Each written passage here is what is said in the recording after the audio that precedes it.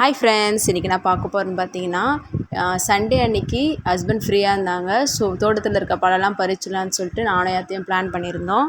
இந்த மாமரம் பார்த்திங்கன்னா 30 வருஷம் பழமையான மாமரம். இது டேஸ்ட்டு வந்து சூப்பராக இருக்கும். இந்த டைம் பார்த்திங்கன்னா நிறைய மாம்பழம் வந்து பழுத்து இருந்தது. அதில் நிறைய பார்த்திங்கன்னா அணில் கடித்து வேஸ்ட் பண்ணியிருந்தது.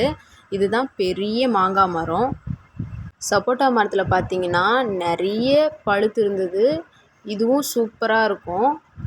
இந்த மரம் பார்த்திங்கன்னா சின்னதுலே பழுத்துரும். அதனாலேயே இது டேஸ்ட் வந்து நல்லாயிருக்கும்.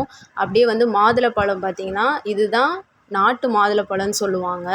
நம்ம கடையில் வாங்குறதுல பார்த்தீங்கன்னா ஹைப்ரிட்டாக இருக்கும். அப்படியே எலுமிச்சை மரத்தில் நிறைய பழுத்து இருந்தது, அதையும் பறிச்சுட்டாங்க.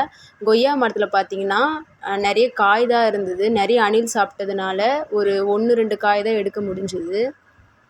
இது வந்து நாட்டு கொய்யாக்காய் மரம்னு சொல்லுவாங்க. அப்படியே பப்பாளி மரத்துக்கு போனோம். நிறைய காய் இருந்ததில் அது ஒன்று மட்டும் நல்லா பழுத்து இருந்தது. அது மட்டும் பறித்து எடுத்துகிட்டு வந்துட்டோம்.